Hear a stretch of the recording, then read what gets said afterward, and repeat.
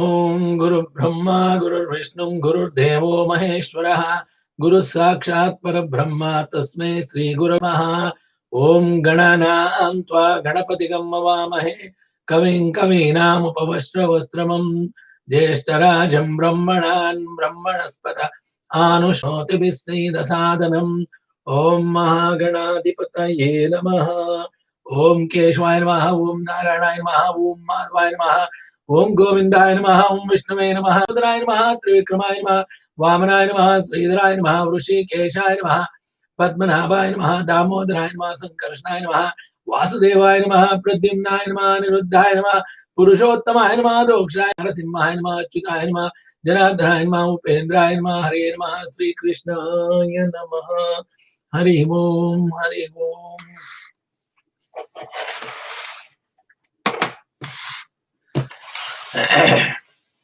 Dear friends, we came to the 14th chapter of Dashamaskanda of Mahabhagavata Purana.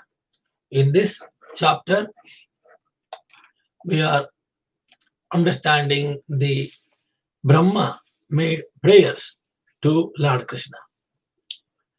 After creating, Lord Krishna created his own expansion of all the boys in the Gokula who are disappeared because of Brahma. Lord Krishna expanded. This going on for 1 year. Lord Krishna behaved like cows and golas for nearly a year, according to the instruction in the scripture. Now, the 14th chapter describes the prayers of Lord Brahma offered to Lord Krishna, who is also known as Nanda Nandana. Because Krishna is the son of Nanda Maharaja, he is also called Nanda Nandana. For his satisfaction, Brahma first praised the beauty of Lord's transcendental limbs and then declared that his original identity of sweetness is even more difficult to comprehend than his opulence. Only by the devotional process of hearing and chanting transcendental sounds received from Vedic authorities can one realize the personality of Godhead Lord Krishna. It is a fruitless to try to realize God through the process outside the scope of Vedic authority. The mystery of the personality of Godhead Lord Krishna, who is the reservoir of unlimited spiritual qualities, is inconceivable. It is even more difficult to understand than the impersonal Supreme.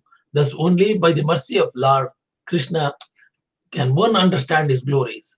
Finally, realizing this, Brahma repeatedly condemned his own actions and recognized that Lord Krishna is the ultimate shelter of the universe. He is Brahma's own father, the original Narayana. In this way, Brahma begged the Lord's forgiveness. Brahma then glorified the inconceivable opulence of the personality of Godhead and described the ways in which Brahma and Shiva differ from Lord Vishnu. The reason for the Supreme Lord's appearance in various species of demigods, animals, and so on, the eternal nature of the pastimes of the personality of Godhead, and the temporality of the material world. By knowing the Supreme Personality, Lord Krishna, in truth, the individual spirit soul can achieve liberation from bondage. In actually, however, both liberation and bondage are unreal, for it is only from the living entity's conditioned outlook that this bondage and liberation are produced. Thinking the personal form of Lord Krishna illusory, fools reject his lotus feet and look elsewhere to find the Supreme Self. But the futility of their search is the obvious proof of their foolishness. There is simply no way to understand the truth of the personality of Godhead without his mercy. Having established this conclusion, Lord Brahma analyzed the great good fortune of the residents of Rajabhumi and Vrindavana, and then personally prayed to be born there even as a blade of grass, a bush, or a creeper. Indeed, the homes of residents of Vrindavana are not prisons of material existence, but rather abodes enmade even by the jnanis and yogis. On the other hand, any home without a connection to Lord Krishna is in fact a prison cell of material existence. Finally, Brahma offered his whole self at the lotus feet of the Supreme Lord and praising him again and again, circumambulated him and took his leave. Lord Krishna then gathered the animals Brahma stole and led them to the place on the Yamuna's bank where the cowherd boys had been were taking lunch. The same friends who had been present before were sitting there now. By the power of Krishna's illusory energy, they were not at all aware of what had happened. Thus, when the Krishna arrived with the calves, the boys told him, "You have returned so quickly. Very good. As long as you were gone, we could not take even a morsel of food, so come and eat."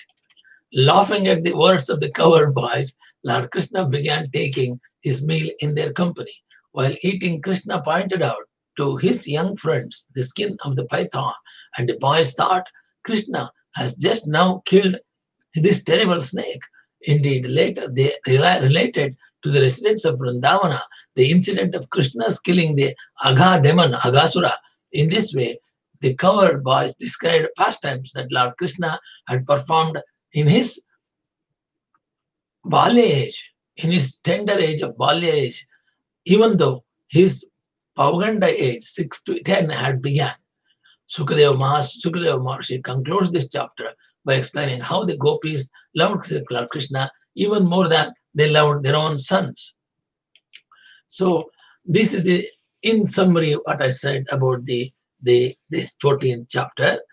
Now the chapter commences with the details, shloka and meaning. Brahma Uvacha. The text starts with the Brahma Uvacha. The Brahma is telling this. Naumidyate Bhava Prapesho Tadidambaraya Gunjavatam Saparimichalla Sanmukaya Vanyasraje Kavala Vetra Veshana Vena Lakshasriye Mridupade Pashu Pangajaya. Lord Brahma is telling like this. Lord Brahma says, "My dear Lord, you are the only worshipable Lord, the Supreme Personality of Godhead, and therefore I offer my humble obeisances and prayers just to please you. O son of the king of the cowards, your transcendental body is dark blue like a new cloud. Your garment is brilliant like lightning, and beauty of your face is enhanced by your gunja earrings and the peacock feather on your head. Wearing garlands of various forest flowers and leaves, and equipped with a herding stick, a buffalo born, and a flute. You stand beautifully with a morsel of food in your hand." In the previous chapter, Brahma, the creator of the universe, tried to bewilder the Supreme Personality of Godhead, Lord Krishna, by stealing his cowherd boyfriends and cows. But by slight exhibition of Krishna's own mystic potency, Brahma himself was completely bewildered.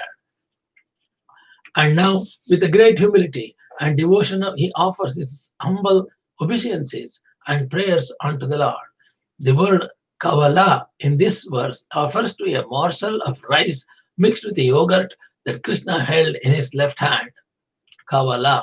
According to Sanatana Goswami, the Lord held a cowherding stick and a buffalo horn pressed under his left arm, and his flute was placed under his belt. Beautiful young Krishna, decorated with multicolored forest minerals, exhibited opulences far greater than those of Vaikuntha. Although Brahma had seen innumerable four-armed forms of Lord, although Brahma had seen innumerable four-armed forms of the Lord, he now surrendered unto the lotus feet of the two-armed form of Krishna, who appeared as the son of Nanda Maharaja. Brahma offered his prayers to that form. Asyapi deva gupasho madanagrahasya swechyamayasya bhutamayasya topi neshe mahittvavasthitam manasantarena sakshatvaiva kimatatma sukana bhute. This is the second shloka of the 14th chapter. My dear Lord, Brahma continued, neither I nor anyone else can estimate the potency of this transcendental body of yours, which has shown such mercy to me and which appears just to fulfill the desires of your pure devotees. Although my mind is completely withdrawn from material affairs, I cannot understand your personal form. How then could I possibly understand the happiness you experience within yourself? In Krishna, the Supreme Personality of Godhead, chapter 14, Srila Prabhupada explained that in the present verse of Lord Brahma expressed the following prayerful sentiment. Your appearance as a cowherd child is for the benefit of the devotees. And although I have committed an offense at your lotus feet by stealing away your boys and calves, I can understand that you have bestowed your mercy upon me. That is your transcendental quality. You are very affectionate toward your devotees. But in spite of your great affection for me, I cannot estimate the potency of your bodily activities. It is to be understood that when I, that is Lord Brahma, the Supreme Personality of this universe, cannot estimate the childlike body of the Supreme Personality of Godhead, Krishna, then what to speak of others? And if I cannot estimate the spiritual potency of your childlike body, then what can I understand about your transcendental pastimes? Therefore, as it is said in Bhagavad Gita, anyone who can understand a little of the transcendental pastimes, appearance, and disappearance of the Lord immediately becomes eligible to enter the kingdom of God. And after quitting the material body, this statement is confirmed in the Vedas, where it is stated simply by understanding the Supreme Personality of Godhead, one can overcome the chain of repeated birth and death.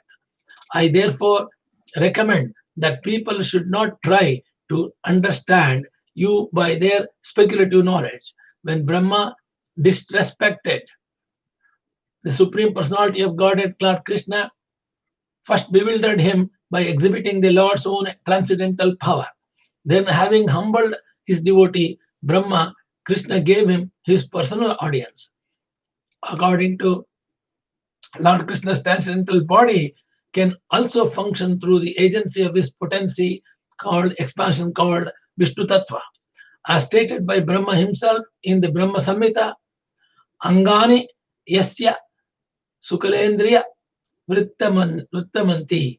This verse indicates not only that the Lord can perform the bodily function with any of his limbs, but also that he can see through eyes of his Vishnu expansion, or indeed through the eyes of anything entity, and similarly that he can hear through the ears of any Vishnu or Jiva expansion. Srila Vishwanatha Chakravarti Thakura points out that although the Lord can perform any function with any one of his senses, in his transcendental pastimes, Sri Krishna, he generally sees with his eyes, touches with his hands, hears with his ears, and so on. Thus, he behaves like the most beautiful and charming young covered boy. The Vedic knowledge expands from Lord Brahma. Vedic knowledge expands from Lord Brahma, who is described in the first verse of Srimad Bhagavatam as Adikavi. The primeval Vedic scholar at Brahma could not understand the transcendental body of Lord Krishna because it is beyond the reach of ordinary Vedic knowledge. Among all the transcendental forms of the Lord, the two-armed form of Govinda Krishna. Among all the transcendental forms of the Lord, the two-armed form of Govinda Krishna is original and supreme. The Lord Govinda's pastimes of stealing butter, drinking the gopis' breast milk, tending the cows, playing his flute, and playing childhood sports are extraordinary even in comparison with the activities of the Lord Vishnu's expansion. Those who, even while remaining situated in the established social positions, throw away the process of speculative knowledge and with their body, words, and mind offer all respects to descriptions of your personality and activities, dedicating their lives to these narrations, which are vibrated by you personally and by your pure devotees, certainly conquer your lordship, although you are otherwise unconquerable by anyone within the three worlds. Here the word Udapasya clearly indicates that one should not even slightly endeavor to understand the absolute truth by the process of mental speculation, for it invariably carries one to an imperfect, impersonal understanding of God. The word Jivanti indicates that a devotee who always hears about Lord Krishna will go back home, back to Godhead, even if he can do nothing except maintain his existence and hear topics concerning the Lord. Srila Sanatana Goswami has explained the words Tanu, Tanuvan Manobhi by the body, words, and mind in three ways. In reference to devotees, through their body, words, and mind, they are able to conquer Lord Krishna, thus becoming perfect in Krishna consciousness. They can touch his lotus feet with their hands, call him to come with their words, and attain his direct audience within their mind simply by thinking about him. In the case of non-devotees, the words Tanuvana Manobhi refer to the word Ajita, unconquered, and indicate that those not engaged in loving service of Lord Krishna cannot conquer the absolute truth by their bodily strength, verbal expertise of or mental power. Despite all their endeavors, the ultimate truth remains beyond their reach. In reference to the word Ajita, in reference to the word Jita, conquered, Jita is conquered. The words Tanu Vana Manubhi indicate that the pure devotee of Lord Krishna conquers his body, words, and mind. Lord Krishna is conquered because he was always remains by the side of his pure devotees. Lord Krishna's words are conquered because he always chants the glories of his devotees. And Lord Krishna's mind is conquered because he always thinks about his loving devotees.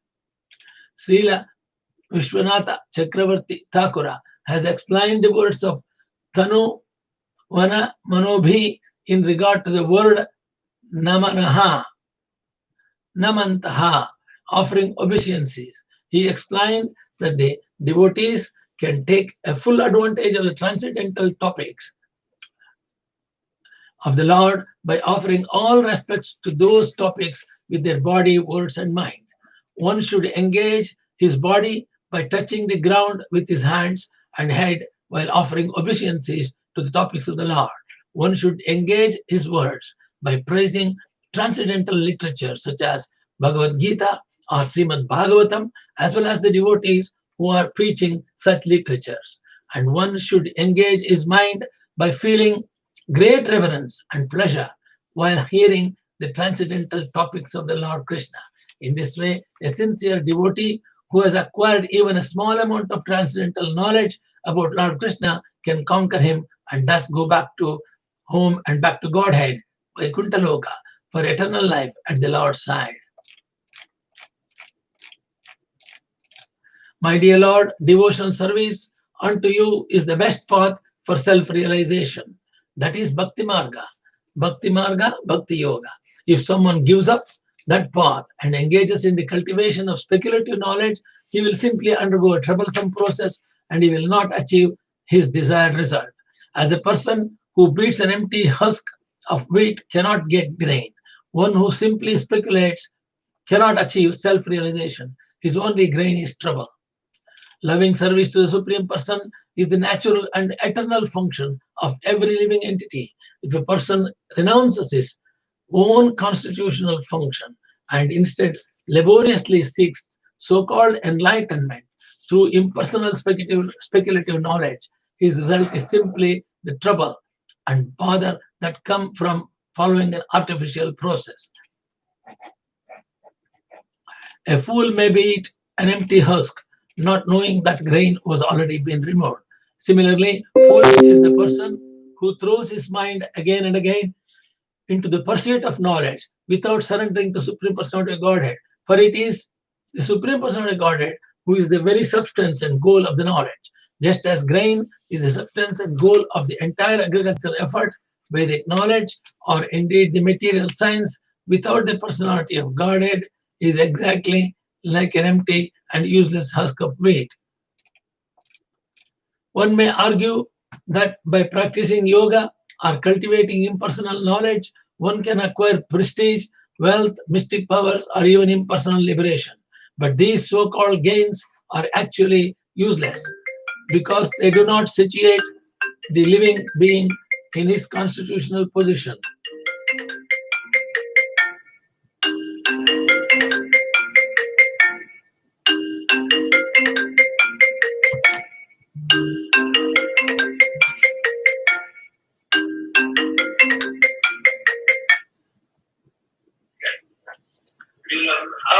ಅದು ಈಗ ಭಾಗವತ ಓದ್ತಾ ಇದೀನಿ, ಆಮೇಲೆ ಮಾಡ್ತೀನಿ. ಬ್ಯಾಂಕಿಗೆ ಬಂದಿದೆ ಅವರು bond ಹೇಳಿದ್ದಲ್ಲ, ಅದಕ್ಕೆ ಬೇಕು ಅಂತ ಹೇಳಿದ್ರು, ಅದಕ್ಕೆ ಅವರಿಗೆ ಕೊಡ್ತೀನಿ ಮಾತಾಡೋ. ಅದೇನು? ಓಕೆ, ಕೊಡು. ನಮಸ್ಕಾರ. ನಮಸ್ಕಾರ ಅಮ್ಮ, ನಮಸ್ಕಾರ. ಒಂದು ನಮ್ಮ ಮೇಲ್ ಐಡಿ ಕಳಿಸ್ತೀನಿ, ಆ ಮೇಲ್ ಐಡಿಗೆ ಒಂದು ಮೇಲ್ ಹಾಕಿಬಿಡಿ, ನೀವು ಕ್ಲೋಸ್ ಮಾಡಿ ಎಷ್ಟು ಅಕೌಂಟ್ ಟ್ರಾನ್ಸ್ಫರ್ ಮಾಡಿ ಅಂತ. ಅಡ್ರೆಸ್ ಮಾಡಿ ಒಂದು ಮೇಲ್ ಹಾಕ್ಬಿಡಿ ಅಷ್ಟೇ. ನಿಮ್ದು ಇಮೇಲ್ ಬೇಕಲ್ಲ ನನಗೆ? ಮೇಲ್ ಐಡಿ ಹೇಳ್ತೀನಿ, ಇಲ್ಲ ಅವರಿಗೆ ಕಳಿಸ್ಲಿಕ್ಕೆ ಹೇಳ್ತೀನಿ. ಅವ್ರಿಗೆ ನನ್ನ ಮೇಲ್ ಐಡಿ ಕೊಡಿ, ಅದಕ್ಕೆ ಏನ್ ಬರ್ಕೊಡ್ಬೇಕು ಬರೆದು ಕೊಡ್ತೀನಿ, ಇಲ್ಲ ಅಮೌಂಟ್ ಟ್ರಾನ್ಸ್ಫರ್ ಮಾಡಿ. ಓಕೆ ಓಕೆ ಅಮ್ಮ, ಥ್ಯಾಂಕ್ಸ್ ಥ್ಯಾಂಕ್ಸ್ ಅಮ್ಮ, thanks. Okay, bye.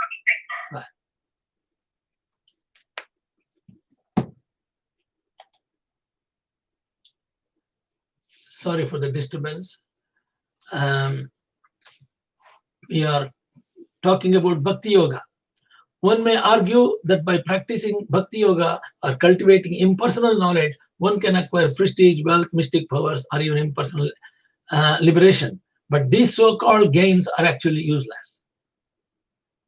Different type of yoga are not going to help. Only Bhakti Yoga is helpful because they do not situate the living being in his constitutional position of loving service to the Supreme Lord Krishna.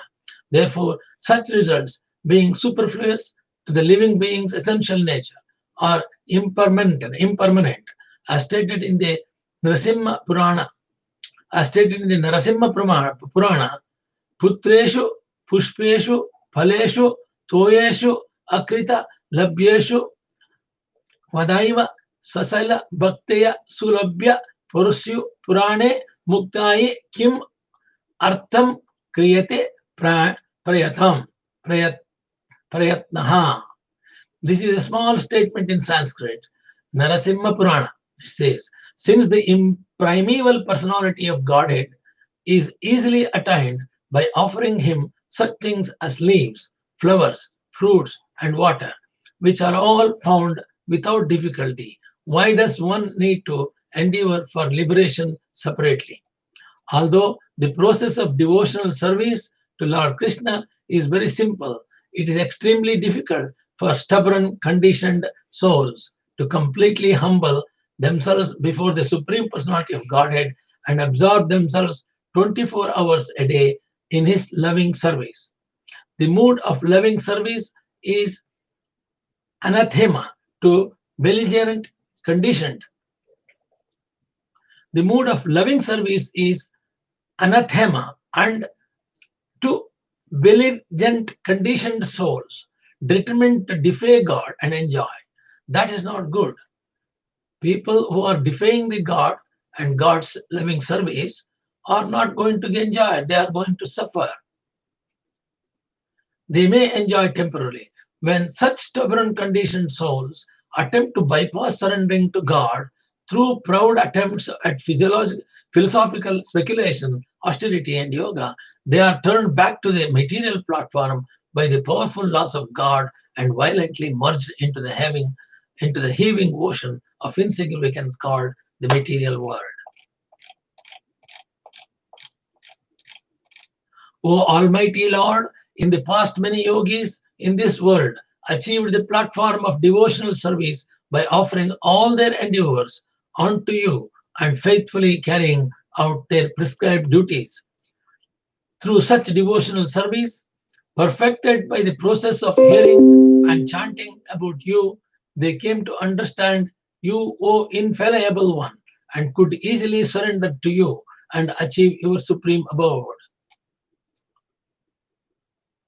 O Almighty Lord, in the past many yogis in this world achieved the platform of devotional service by offering all their endeavors unto you and faithfully carrying out their prescribed duties. Through such devotional service, perfected by the process of hearing and chanting about you, they came to understand you, O infallible one, and could easily surrender to you and achieve your supreme abode. Non-devotees, however, cannot realize you in your full personal feature. Nevertheless, it may be possible for them to realize your expansion as the impersonal supreme by cultivating direct perception of the self within the heart. But they can do this only by purifying their mind and senses of all conceptions of material distinctions and all attachment to material sense objects. Only in this way will your personal future manifest itself to them. It is difficult for conditioned souls to understand all the transcendental features of the Supreme Lord, as confirmed in the first canto of the Srimad Bhagavatam. Brahmeti Paramatmeti Bhagavan iti Shabdeti. The transcendental existence of God is understood progressively as the impersonal effulgence, the localized supersoul in one's heart, and finally the Supreme Personality of Godhead existing in his eternal abode. Lord Krishna's transcendental existence is beyond the qualities of material nature. Thus, here the Lord is referred to as Agunasya, without material qualities. Even by practicing yoga or engaging in advanced philosophical speculation, one will find it very difficult to understand clearly the transcendental existence beyond the modes of material nature. And these processes are virtually useless for understanding the Lord's own unlimited transcendental qualities, which are far beyond the impersonal conception of spiritual existence. Only by the mercy of the pure devotees of the Lord, or by associating with the Lord himself, can one begin the process of realizing the personal feature of God, a process that culminates in pure Krishna consciousness, the final and supreme perfection of knowledge. In time, learned philosophers or scientists might be able to count all the atoms of the earth. In time, learned philosophers or scientists might be able to count all the atoms in the earth, the particles of snow, or perhaps even the shining molecules of radiating from the sun, the stars, and other luminaries. But among these learned men, who could possibly count the unlimited transcendental qualities possessed by you, the Supreme Personal Godhead, who have descended onto the surface of the earth for the benefit of all living entities? Srila Sanatana Goswami explains that Lord Krishna is Gunatma, the soul of all super qualities, because he gives them life. For example, one may discuss in an abstract way such qualities as generosity, intelligence, and mercy, but they came to life only when living person exhibits them. Thus, Lord Krishna is Gunatma because he descends to the material world and re-establishes religious principles by exhibiting all godly qualities himself and inspiring them in others. A living entity who develops the transcendental qualities found in the Lord Krishna receives immeasurable benefit and eventually goes with the Lord back to his own abode, where all living beings are liberated and fully endowed nature. Srila Sanatana Goswami further explains that the Lord manifests a specific spiritual quality for the benefit of each living entity. Since there are innumerable living entities within the countries, within the confines of the material creation, the Lord manifests infinite qualities. Thus, every conditioned soul can appreciate the Lord, Supreme Lord, in a particular way.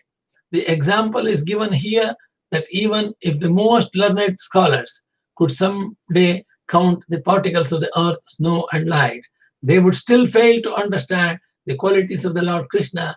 In this example, the earth, snow, and light are progressively more subtle. Thus, it is to be understood that there is an increasing difficulty in counting their virtually infinite particles. According to Srila Vishwanatha Chakravarti Thakura, great personalities like Lord Shankara, Lord Shankarshana actually have counted the number of atoms on the earth and even the molecules in the entire universe. And even such a personality as Sankarshana, who has been continuously chanting the glories of Lord Krishna since time immemorial, has not even approached a final count of these glories. Lord Krishna exhibits his most astonishing qualities during his childhood pastimes in Vrindavana, where he steals butter from the cowherd ladies, dances with the his girlfriends and plays with his coward boyfriends as their most dear companion. Although appearing like ordinary human activities, such sublime pastimes embody Lord Krishna's immeasurable and innumerable beautiful transcendental qualities, which are the life and soul of the pure devotees.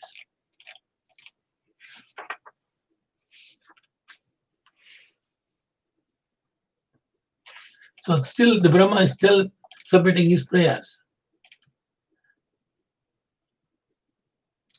Tattenukampam susumekshirmano bunjana evatkratan vipakam hrudyagnuparbivi dadannamaste jivito ye muktipade sadayabhak.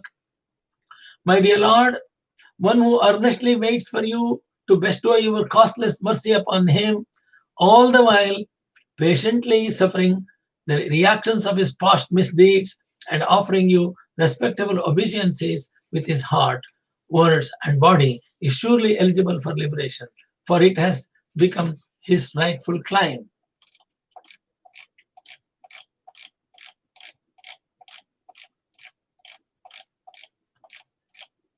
My Lord, just see my uncivilized impudence. To test your power, I tried to extend my illusory potency to cover you. The unlimited primeval super soul who bewilder even the matters of masters of illusion. What am I compared to you? I am just like a small spark in the presence of a great fire. A great fire produces many sparks, which are insignificant in comparison to its total fire. Indeed, if one of the small sparks were to try to burn the original fire, the attempt would be simply ludicrous. Similarly, even the creator of the entire universe, Lord Brahma, is an insignificant spark of the potency of God. And therefore, Brahma's attempt to bewilder the Supreme Lord was certainly ludicrous. Brahma here addresses Lord Krishna as Isha, which indicates that Krishna is not only the supreme master of everyone, but is also specifically the master of Brahma also, who creates the universe directly under the guidance of Lord Krishna and who indeed is born directly from the Lord's own body, navel. Brahma felt ashamed of his impudent attempt at deluding Lord Krishna, and he was therefore perfectly willing to be punished, forgiven by the Lord. According to his decision, if Lord Krishna does not mercifully punish his devotees when they act improperly, their foolishness will simply increase and gradually completely overwhelm their devotional sentiments. Therefore, Lord Krishna kindly disciplines his devotees and maintains them on the progressive path back home, back to Godhead. Back to Godhead means going back to Vaikuntha, Vishnuloka. Therefore, O infallible Lord, kindly excuse my offenses. I have taken birth in the mode of passion, and am therefore simply a foolish presuming myself a controller independent of your lordship. My eyes are blinded by the darkness of ignorance, which causes me to think of myself as the unborn creator of the universe. But please consider that I am your servant and therefore worthy of your compassion.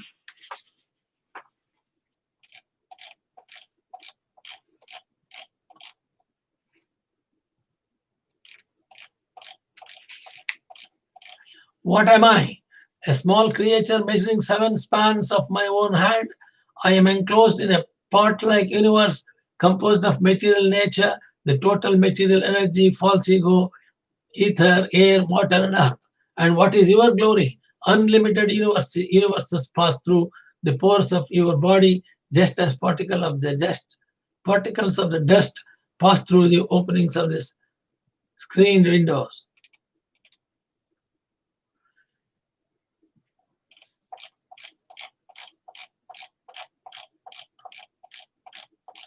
O Lord Adokshaja, does a mother takes offense when the child within her womb kicks its legs? And is there anything in existence, whether designated by various philosophers as real or unreal, that is actually outside your abdomen?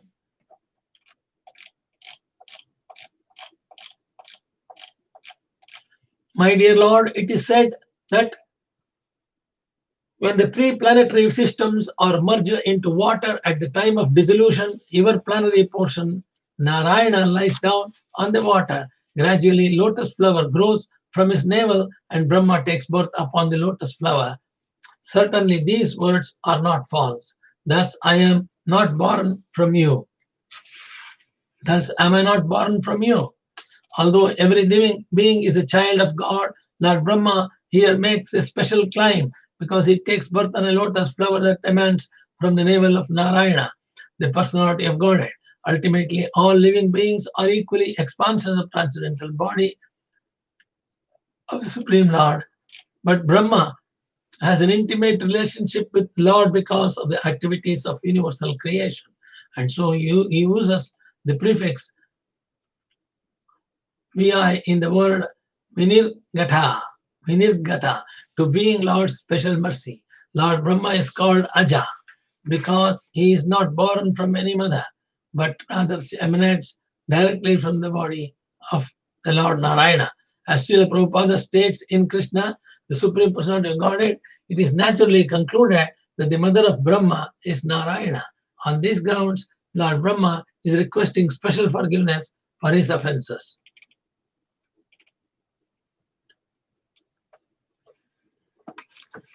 Shloka 14 says, Narayastvam nahi sarvadehina matma sadishakila lokasokshi Narayanongam narabhujalayana tvachapi satyam na tadaiva maya. Are you not the original Narayana, O Supreme Controller? Since you are the soul of every Are you not the original Narayana, O Supreme Controller? Since you are the soul of every embodied living being and eternal witness of all created realms. Indeed, Lord Narayana is your expansion, and he is called Narayana because he is the generating source of the primeval water of the universe. He is real, not a product of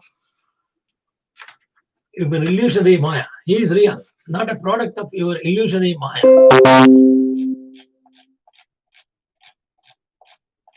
My dear Lord, if your transcendental body, which shelters the entire universe, is actually lying upon the water, then why were you not seen by me when I searched for you? And why, though I could not envision you properly within your heart, within my heart, did you then suddenly reveal yourself?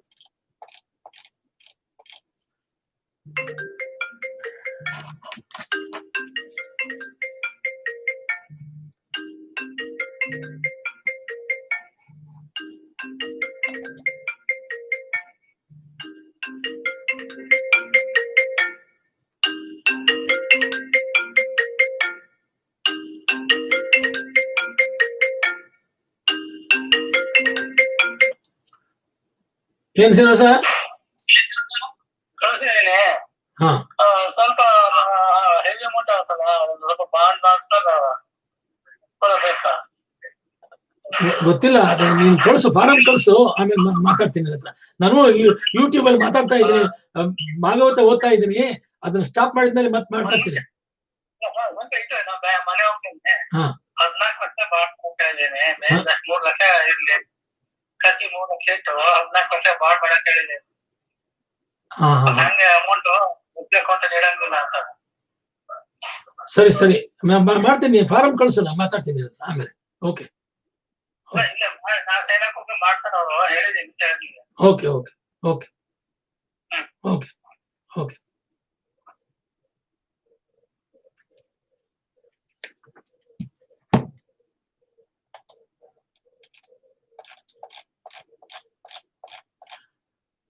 Lord Brahma says, continued, my dear Lord, in this incarnation, you have proved that you are the supreme controller of Maya. Although you are now within this universe, the whole universal creation is within your transcendental body. A fact demonstrated by exhibiting the universe within your abdomen before your mother Ashoda. Lord Brahma here describes the inconceivable spiritual potency of the Lord Krishna. We may find a pot within a house, but we can hardly expect to find house within the same part. By the Lord's spiritual potency, however, he can appear within this universe and simultaneously exhibit all the universes within his body. One may argue that since the universes seen by Mother Yashoda within the Lord Krishna's abdomen or within the Lord's body, they are different from the illusionary material universes manifest externally. Here, the Lord Brahma refutes that argument. However, that Lord Krishna is Maya Damana, the supreme controller of illusion. By the Lord's own supreme mystic potency, he can bewilder even illusion herself, and thus the Lord actually exhibited all the material universes within his body. This is Mayatvam,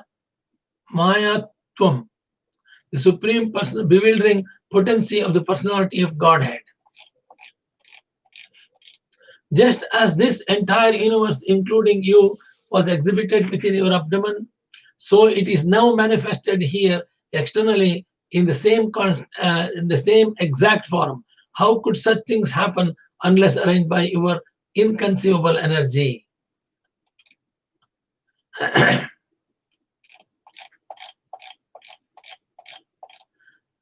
Have you not shown me today that both you yourself and everything within this creation are manifestations of your inconceivable potency? First you appeared alone, and then you manifested yourself as all of Vrindavana's calves and cowherd boys, your friends. Next you appeared as an equal number of four-handed Vishnu forms who were worshipped by all living beings, including me. And after that, you appeared as an equal number of complete universes. Finally, you have now returned to your unlimited form as a supreme absolute truth, one without a second. As stated in the Vedic literature, Sarvam Kalva Idam Brahmam. Sarvam Kalva Idam Brahma. Everything that exists in expansion of the Supreme Personality of Godhead. Thus, everything is ultimately a part and parcel of the Lord's spiritual existence. By Lord Krishna's causeless mercy, Lord Brahma personally experienced that all existence, being the potency of God, is non-different from him. To persons ignorant of your actual transcendental position, you appear as a part of the material world, manifesting yourself by the expansion of your inconceivable energy. Thus, for the creation of the universe, you appear as me, Brahma. For its maintenance, you appear as yourself, Vishnu. And for its annihilation, you appear as Lord Trinetra, Shiva. Although impersonal Mayavadi philosophers think that gods are illusionary, Lord Brahma, Lord Shiva, and Lord Vishnu are stated here to be expansion of the Supreme Personality of Godhead and are thus real. Indeed, they are the extraordinary, powerful controllers of the universe. The ultimate truth is a supreme and beautiful person, and thus throughout the creation of God, we will always find that personal touch. O Lord, O Supreme Creator and Master, you have no material birth, yet to defeat the false pride of the faithless demons and show mercy to your saintly devotees. You take birth among the demigods, sages, human beings, animals, and even the aquatics.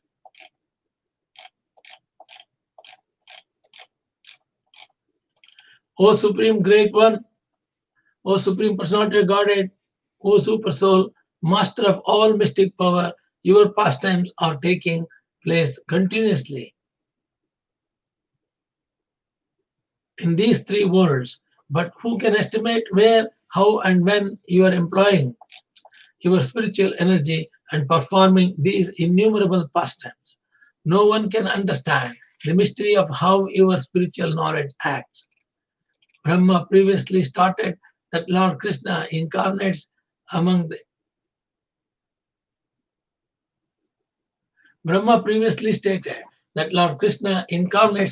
gods, human beings, animals, fish, and so on. This does not mean, however, that the Lord is degraded by his incarnations. As Brahma clarifies here, no conditioned soul can understand the transcendental nature of the Lord's activities, which he enacts himself.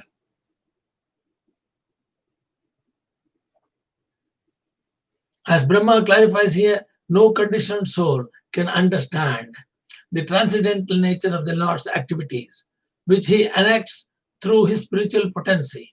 Although the Lord is Bhuman, the supremely great one, he is still Bhagavan, the supremely beautiful personality exhibiting pastimes of love in this one above. At the same time, he is Paramatma, all-pervading supersoul, who witnesses and sanctions all the activities of conditioned souls. The Lord's multiple identity is explained by the term Yogeshwara. The absolute truth is the master of all mystic potencies, and although he is one and supreme, he manifests his greatness and opulence in many different ways. Such elevated spiritual matters can hardly be understood by foolish persons, primitively identify themselves with the insignificant material body. These conditioned souls, such as atheistic scientists, consider their own puffed up intelligence.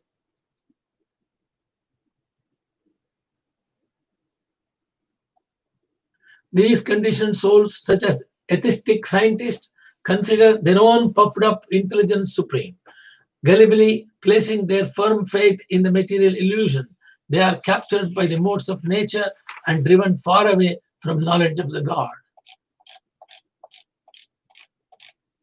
Therefore, this entire universe, which like a dream is by nature unreal, nevertheless appears real, and thus it covers one's consciousness and assails one with repeated misery.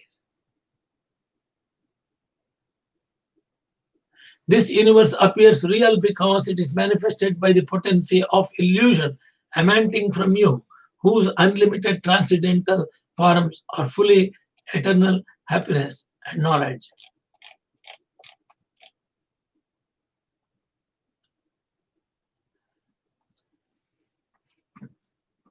We cannot properly understand this universe of the Supreme Lord who has created it.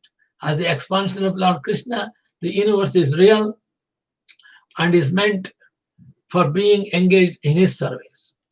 One who accepts the kingdom of God as home, the Lord himself as the object of love, and the material universe as paraphernalia for being engaged in the world's Lord's service, dwells within the eternal reality, wherever he may go within the material realm and spiritual worlds. You are the one supreme soul, the primeval supreme personality, the absolute truth, self-manifested, endless and beginningless. You are eternal and infallible, perfect and complete, without any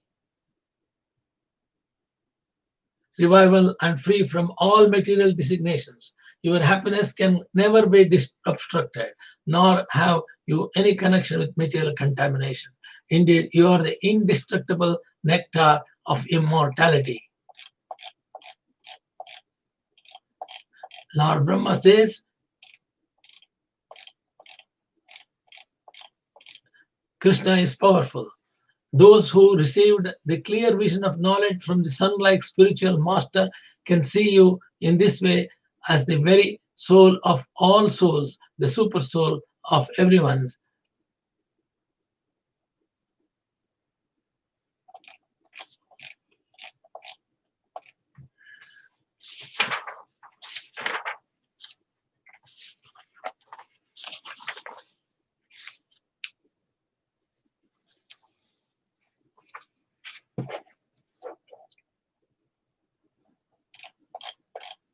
Shloka number 25.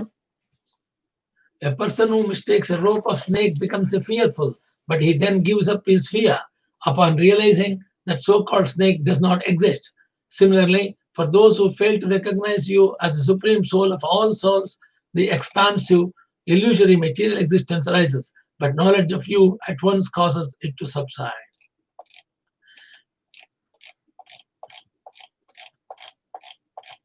The conception of material bondage and the conception of liberation are both manifestations of ignorance.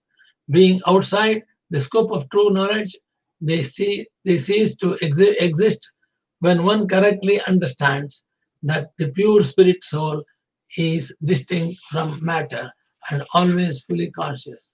At that time, bondage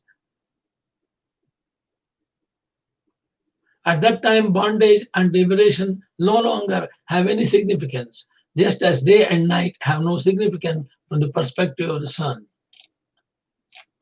Material bondage is an illusion because the living entity actually has no real relationship with the material world. Because of the false ego, the conditioned soul identifies himself with matter. Therefore, so-called liberation is simply the giving up of an illusion rather than release from actual bondage.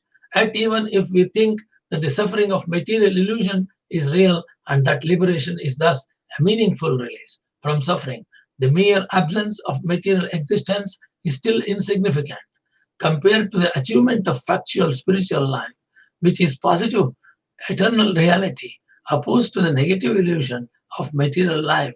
Ultimately, the Krishna consciousness or pure love of God head is the only path, significant, meaningful, and permanent status of for every living entity to continue on Bhakti Marga and devotional activities of Lord Krishna. Since the darkness of night is caused by the absence of the sun, one would not experience night within the sun itself, nor would one experience individual days separated by nights. Similarly, within the pure living entity, there is no material darkness and thus no experience of liberation from such darkness. When the conditioned soul becomes to this platform of pure consciousness, he becomes fit to associate with the Supreme Pure, the personality of God himself, in the Lord's own abode, Vaikuntha. Just to see the foolishness of those ignorant persons who consider you to be some separated manifestation of illusion, who consider the self, which is actually you, to be something else, the material body, such fools conclude that the Supreme Soul is to be searched for somewhere outside your Supreme Personality. O unlimited Lord, the saintly devotees seek you out within their own bodies by rejecting everything separate from you. Indeed, how can discriminating persons appreciate the real nature of a rope lying before them until they refute the illusion that it's a snake?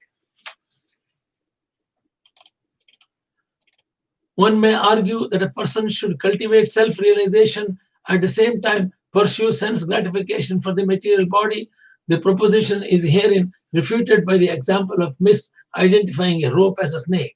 One who mistakes a rope for a snake becomes fearful and thinks of the so-called snake, but upon discovering that the so-called snake is actually a rope, he experiences a different emotion relief and can then ignore the rope. Similarly, because we understand the material body, upon discovering, however, that the body is simply a bag of material chemicals, upon discovering, however, that body is simply a bag of material chemicals, we carefully note that how this illusion was created and then lose interest in the body. Discovering that we are actually an eternal soul within the body, we naturally focus our attention onto the real self. Those who are saintly and wise always cultivate Krishna consciousness, spiritual knowledge, and follow the Bhakti Marga and devotional activities, having transcended the foolish misidentification of the body as the self. Such Krishna conscious persons go on to realize the Supreme Personality of Godhead, who dwells within the material body as the Super Soul, the witness and guide of every living entity. Realization of the Super Soul and the individual soul is so pleasing and satisfying that a self-realized soul person automatically gives up everything irrelevant to his spiritual advancement.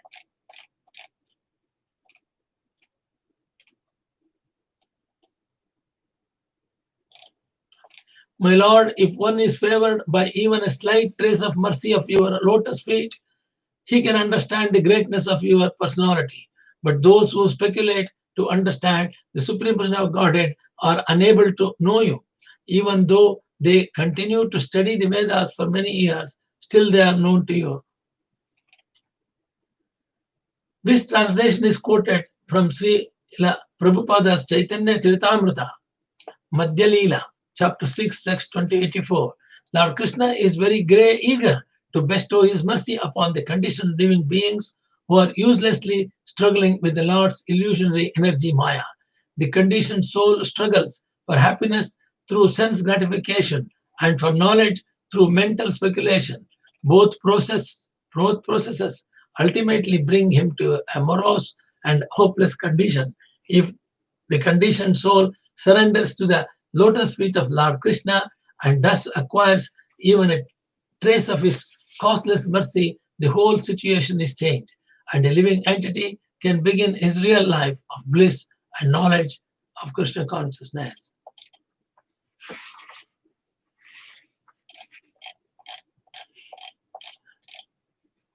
So Brahma submit his prayers, continued, my dear Lord, I therefore pray to be so fortunate that in this life as Lord Brahma or in another life where I took my birth, I may be counted as one of your devotees. I pray that wherever I may be, even among the animal species, I can engage in devotional wish to your lotus feet.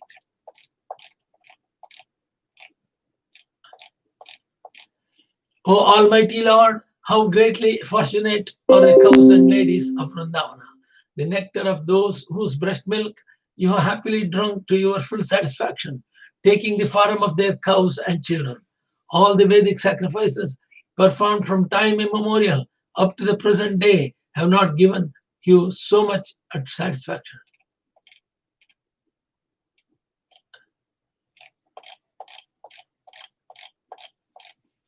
How greatly fortunate are Nanda Maharaja, the covered men, and all the other inhabitants of Rajabhumi.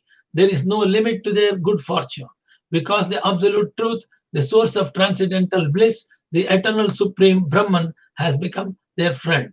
This translation is quoted from Srila Prabhupada's Chaitanya Charitamrita.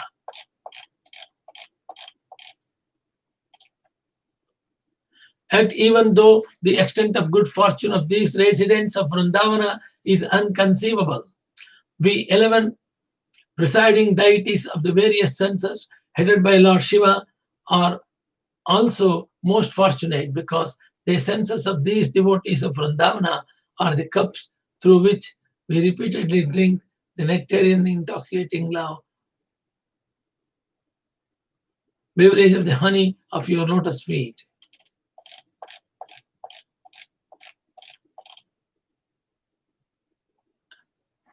My greatest possible good fortune would be to take any birth, whatever, in their forest of Gokula and have my head bathed by the dust falling from the lotus feet of any of its residents. Their entire life and soul is the Supreme Personality of Godhead, Mukunda, the dust of whose lotus feet is also still being searched for in the Vedic mantras.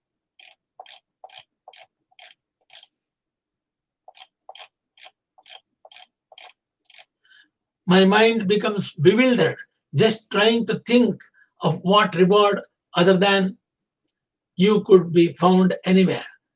You are the embodiment of all benedictions which you bestow upon these residents of the covered community of Vrindavana.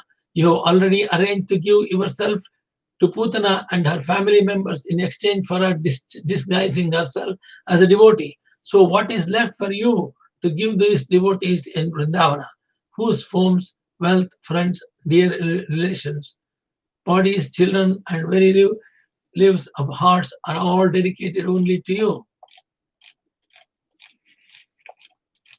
My dear Lord Krishna, until the people became your devotees, their material attachments and desires remain thieves, their homes remain prisons, and their affectionate feelings for their family members remain foot shackles. Apparently, the residents of Vrindavana, the abode of Lord Krishna, are simple householders engaged in ordinary affairs such as herding cows, cooking, rearing children, and performing religious ceremonies. However, all these activities are intensely engaged in the loving service of Lord Krishna. The residents of Vrindavana perform all activities in pure Krishna consciousness and thus exist on the most exalted platform of liberated life. Otherwise, the same activities performed without Krishna consciousness constitute ordinary bondage to the material world. Thus, one should not misunderstand the exalted position of the residents of the Vrindavana, nor should one consider oneself highly religious simply because one performs ordinary domestic affairs or very enthusiastically, but without the Krishna consciousness, by focusing our passionate attachment on our family and society, we are completely deviated from the progressive path of Krishna consciousness. Conversely, if we engage our family in the loving service of the Lord, our endeavors to maintain our family become part and parcel of our progressive spiritual duties. In conclusion, studying the extraordinary status of residents of Vrindavana, we can see that the essential quality of their lives is pure Krishna consciousness, the rendering of loving service to the Lord without a trace of material desire or mental speculation. Such loving service to the original personality of Godhead immediately creates the atmosphere of Sri Vrindavana Dhama, the kingdom of God. My dear master, although you have nothing to do with material existence, you come to this earth and imitate material life just to expand the varieties of ecstatic enjoyment for your surrendered devotees.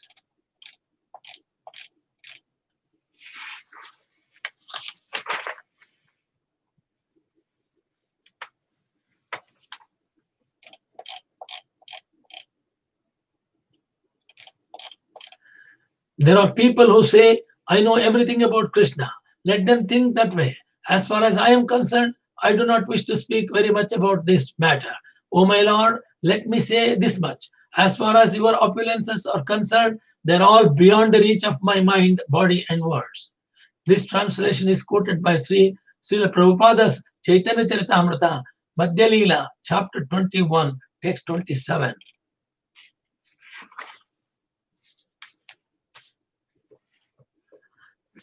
Shloka number 39. Anujana himam Krishna sarvam tvam vetsi sarvadrika tvameva jagatam natho jagade tattavapshitam. My dear Krishna, I now humbly request permission to leave. Actually, you are the knower and seer of all the things. Indeed, you are the Lord of all the universe, and yet I offer this one universe unto you. So this is how Lord Brahma asked Lord Krishna in the end. In his Krishna, the Supreme Person of Godhead, Srila Prabhupada has quoted Lord Brahma as follows. My dear Lord, although you are the Supreme Lord of all creation, I sometimes falsely think that I am the master of this universe. I may be master of this universe, but there are innumerable universes, and there are also innumerable Brahmas who preside over these universes. But actually, you are the master of them all as the super soul in everyone's heart. You know everything. Please therefore accept me as your surrendered servant. I hope that you will excuse me for disturbing you in your pastimes with your friends and cows. Now, if you will kindly allow me, I will immediately leave so you can enjoy your friends and cows without my presence. The words sarvam tvam vetsi sarvadrik are very significant here. Lord Krishna knows everything and sees everything, and therefore Lord Brahma did not need to remain in Vrindavana to maintain his personal loving contact with the Lord Krishna. In fact, as the creator of the universe, Lord Brahma was somewhat out of place in the simple, blissful atmosphere of Vrindavana, where Lord Krishna was exhibiting his supreme opulences in herding cows, enjoying picnics, playing games, and so on with his playmates. And upon seeing the intense love the residents of Vrindavana had for Lord Krishna, Brahma felt unqualified to remain there. He was not eager to give up the Lord's association, but he felt it better to return to his personal devotional services in Brahmaloka. Somewhat embarrassed and unhappy over his foolish attempt at bewildering the Lord, Brahma preferred to resume his transcendental loving service rather than try to enjoy the Lord's presence. The sloka number 40, Sri Krishna Vrishnikula Pushkara Joshadayin Kshar Nirjara Dvija Pashodhadava Drupadhikaran Uddharma Sharvarahara Chidirakshasudra Gakalpamarka Mahan Bhagavan Namaste. So he says Namaste. Lord Brahma is telling Namaste. He is leaving. My dear Sri Krishna, you bestow happiness upon the lotus-like Vrishni dynasty and expand the great oceans consisting of the earth, gods, the Brahmanas, and the cows. You dispel the dense darkness of irreligion, and oppose the demons who appear on this earth.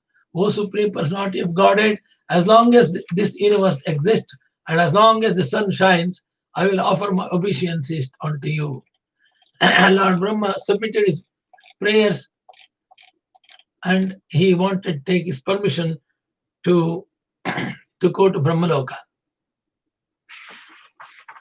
Now, Shuka Maharshi is telling Parikshit Raj, Sukavacha ityabhishtuya bhumanam tri parikramya padayo natva abhishtam jagaddhata swadama pratyapadyataha.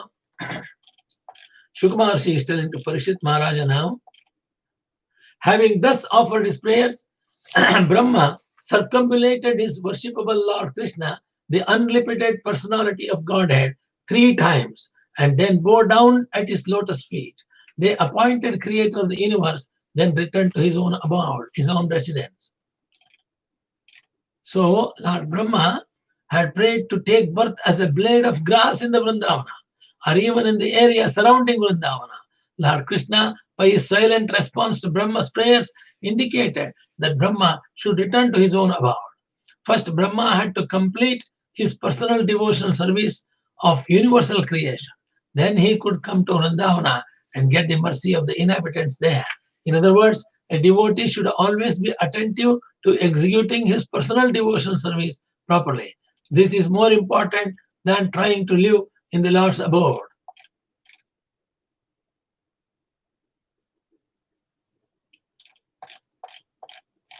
After granting his son Brahma permission to leave, the Supreme Personality of Godhead took the cows who were still where they had been a year earlier and brought them to the river bank where he had been taking his meal and where his coward boyfriends remained just as before. The word Swabhuvam, to his own son, indicates that the Lord Krishna forgave the offense of Brahma and committed and treated him with affection as his son. It is stated in this verse that the original coward boyfriends and cows were situated just as before near the bank of the Yamuna river and in the forest, respectively. Previously, the cows had disappeared within the forest, and Lord Krishna had gone to search for them. Not finding them, the Lord had returned to the river bank to discuss the situation with his coward boyfriends, but they had also disappeared. Now the cows were once again in the forest and the boyfriends once again in the bank of the river, ready to take their lunch. According to Sri Sanatana Goswami, the cows and boys remained in the forest and on the river bank, respectively, for 1 full year. Lord Brahma did not actually take them away to another place. By the Lord's omnipotent illusory energy, the gopis and other residents of Vrindavana did not notice the cows and boys, nor did the cows and boys notice the passing of a year's time or feel by any hunger, cold, or thirst. And this was part of the pastime arrangement of the Lord, arranged by the Lord's illusionary potency. Lord Brahma thought, I have kept all boys and cows in Gokula sleeping in the bed of my mystic potency, and to this very day they were not risen. A similar number of boys and calves have been playing with Krishna for one whole year, yet they are not different from the ones illusioned by my mystic potency. Who are they? Where did they come from? Nothing is invisible to Supreme Lord. Thus Lord Krishna appeared to be searching for the cows and boys, only to enact the dramatic pastimes of bewildering Lord Brahma. After Brahma surrendered and offered prayers, Lord Krishna returned to the original boys and cows, who appeared exactly as before, although there seems he had somewhat increased because of 1 year's growth.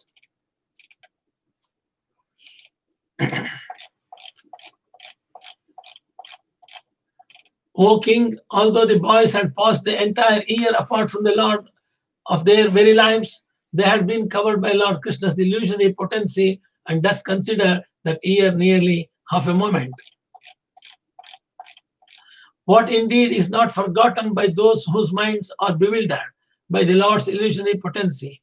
By that power of Maya, this entire universe remains in perpetual bewilderment. And in this atmosphere of forgetfulness, no one can understand his own identity. It's clearly stated that here that the entire universe is bewildered. Thus, even the great gods like Indra and Brahma are not exempt from the principle of forgetfulness, since Lord Krishna exercised his eternal illusionary potency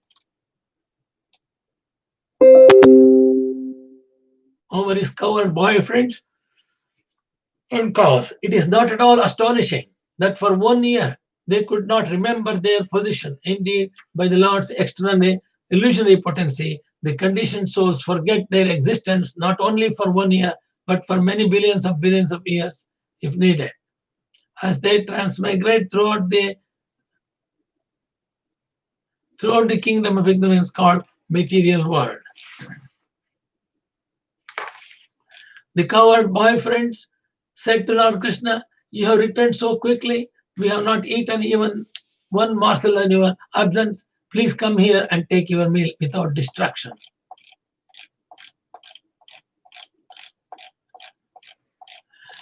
Then Lord Rishikesha, smiling, finished his lunch in the company of his coward boyfriends.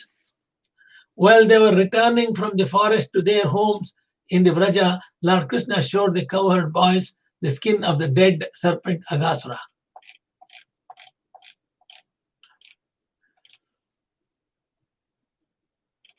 Lord Krishna's transcendental body was decorated with peacock feathers and flowers and painted with forest minerals, and his bamboo flute loudly and festively resounded. As he called out to his calves by name, his cowherd boyfriends purified the whole world by chanting his glories. Thus Lord Krishna entered the cow pasture of his father Nanda Maharaja, and the sight of his beauty at once produced a great festival for the eyes of all the cowherd women.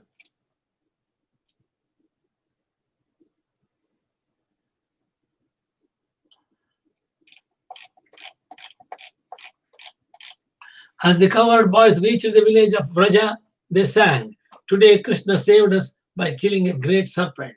Some of the boys described Krishna as the son of Yashoda and others as son of Nanda Maharaja. Actually, Lord Krishna had killed the demon Aghasura 1 year earlier, but the boys, bewildered by the mystic potency of Brahma for 1 year, did not notice the time passing, and thus thought that on that very day, Lord Krishna had killed the demon Aghasura and was now returning home with them. King Parikshit said to Shuka, "O Shuka Maharshi ji, how could the cowherd woman have developed for Krishna, someone else's son, such unprecedented pure love they never felt, even for their own children? Please explain this." Shuka Maharshi said, "O king, for every created being, the dearmost thing is certainly his own self.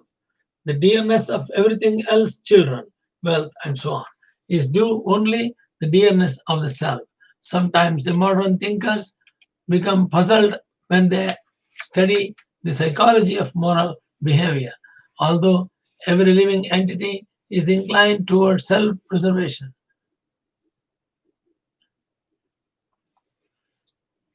As stated here, sometimes a person voluntarily sacrifices his own apparent interest through philanthropic or patriotic activities, such as giving his money for the benefit of others or giving his life for the national interest. Such so-called selfless behavior appears to contradict the principle of material self-centeredness and self-preservation. As explained in this verse, however, a living entity serves its society, nation, family, and so on, only because these objects of affection represent the expanded concept of false ego. A patriot sees himself as a great servitor of a great nation, and thus he sacrifices his life to gratify his sense of egoism. Similarly, it is common knowledge that a man feels great pleasure by thinking that he is sacrificing everything to please his dear wife and children. A man derives great egostatic pleasure by seeing himself as a selfless well-wisher of his so-called family and community. Thus, to gratify his proud sense of false ego, a man is prepared even to lay down his life. This apparently contradictory behavior is yet another demonstration of the bewilderment of material life, which has neither rhyme nor reason, being a manifestation of gross ignorance of the non-material soul. For this reason, O best of kings, the embodied soul is self-centered. He is more attached to his own body and the self than to his so-called possessions, like the children, wealth, and home.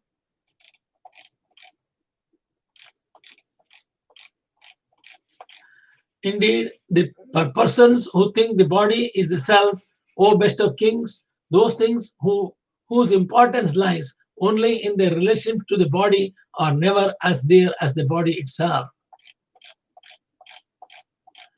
If a person comes to the stage of considering the body is mine instead of me, he will certainly not consider the body as dear as his own self. After all, even as the body is growing old and useless, one's desire to continue living remains strong.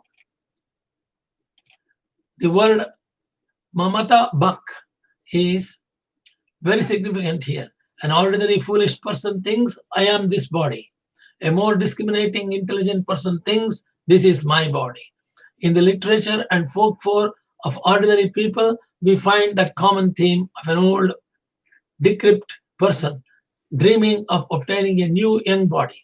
Thus, even ordinary persons pick up the notion of self-realization instinctively, understanding that it's possible for the soul to exist in many different bodies.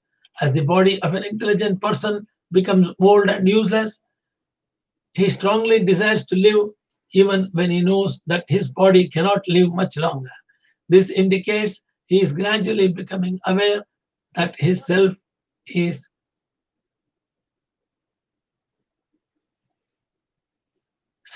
more important. Self is Atma. This indicates that he is gradually becoming aware that his Atma is more important than his body. Thus, simply the desire for life can indirectly bring one to a preliminary understanding of self-realization. And in this case as well, one's basic attachment is to one's own self, that is Atma, and not to that which supposedly belongs to oneself.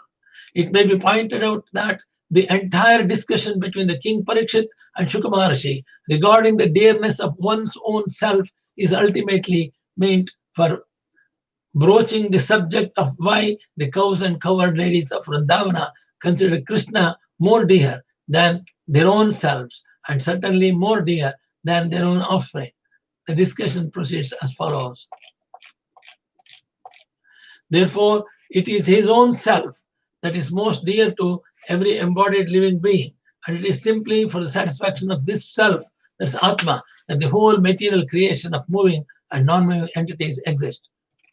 The word karam indicates moving living entities such as animals and non-moving living entities such as trees, or the word may also refer to moving possessions. such as one's family and pets, and non-moving possessions such as one's house and household paraphernalia. You should know Lord Krishna to be the original soul of all living entities. For the benefit of the whole universe, he has, out of his costless mercy, appeared as an ordinary human being. He has done this by the strength of his internal potency.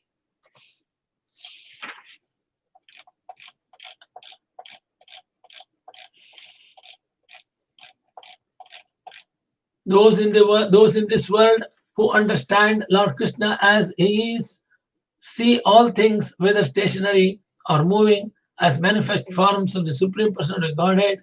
Such enlightened persons recognize no reality apart from the Supreme Lord Krishna. Everything exists within the Lord Krishna, and Lord Krishna exists within everything. Still, the order of progression is always from the energetic to the expanded energy. Lord Krishna is the original identity from whom all other identities emanate. He is the supreme energetic from whom all categories and dimensions of energy become manifest. Thus, our personal bodies, self, family, friends, nation, planet, universe, and so on are all manifestations of the Supreme Lord, who expands himself through his personal potencies. Lord Krishna is certainly the supreme object of our love and attraction. Lord Krishna is certainly the supreme object of our love and attraction, and other objects such as body, family, and home should be secondary objects of our affection. Moreover, a close analytic study of the actual situation will reveal that even the secondary objects of love are also manifestations of Lord Krishna. The conclusion is that Lord Krishna is our only friend and object of love. In his Krishna, Supreme Personality of Godhead, Prabhupada comments on his verse as follows: without being an expansion of Krishna, nothing can be attractive.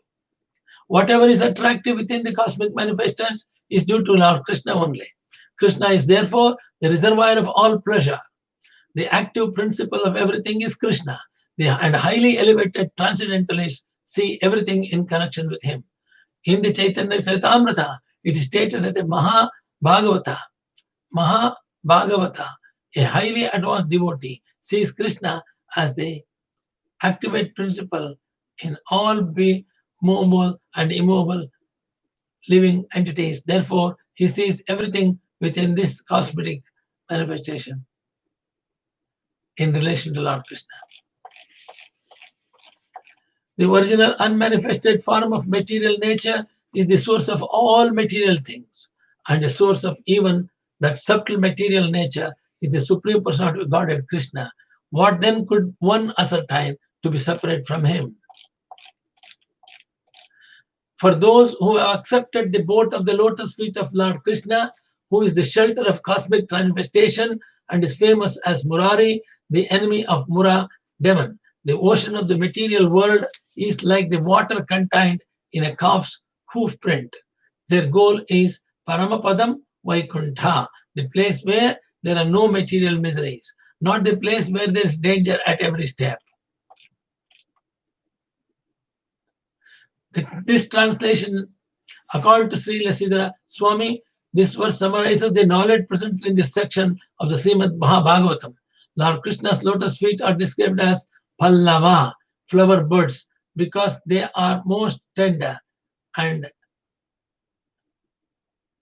Lord Krishna's lotus feet is tender and pinkish hue. According to the Lord Krishna's lotus feet are just like desire trees, which can fulfill all the desires of the Lord's pure devotees. Even exalted devotees like Sri Narada, who are themselves the great shelter for the conditioned souls in this universe, personally take shelter of the lotus feet of Lord Krishna. Thus it is natural that when Lord Krishna manifests himself, as well as the young boys and girls of Vrindavana, their parents were more attracted to them than previously. Lord Krishna is the reservoir of all pleasure, and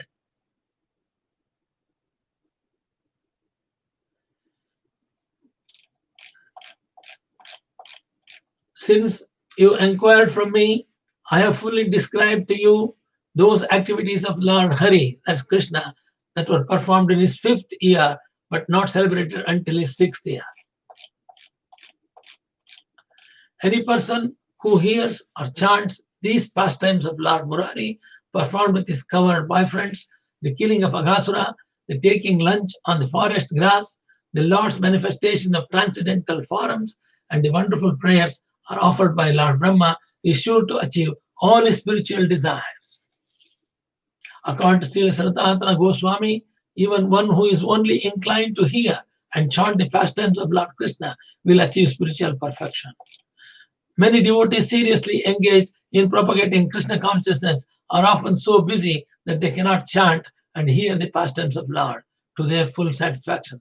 However, simply by their intense desire to always chant and hear about Lord Krishna, they will achieve spiritual perfection as well. Of course, as far as possible, one should actually vibrate these transcendental pastimes of Lord Krishna.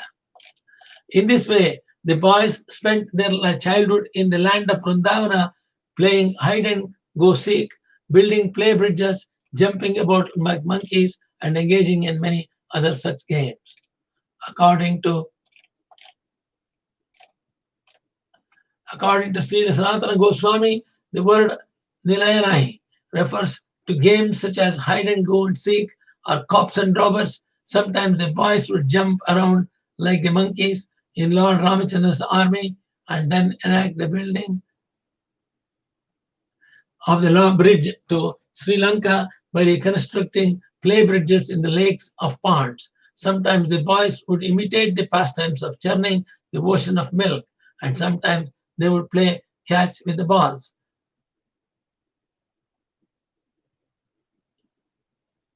We can find full pleasure in the spiritual world with the simple condition that everything be performed in the pure love of Godhead, Lord Krishna.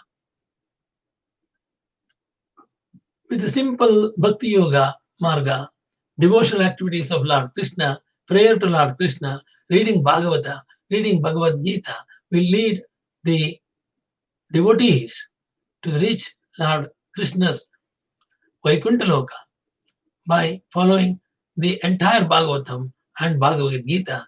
Definitely devotees reach Vaikuntha. Thus end the purports of the humble servants of His Divine Grace A.C. Bhaktivedanta Swami Prabhupada to the 10th canto, 14th chapter of the Srimad Bhagavatam entitled Brahma's Prayers to Lord Krishna. This chapter 14th finishes today.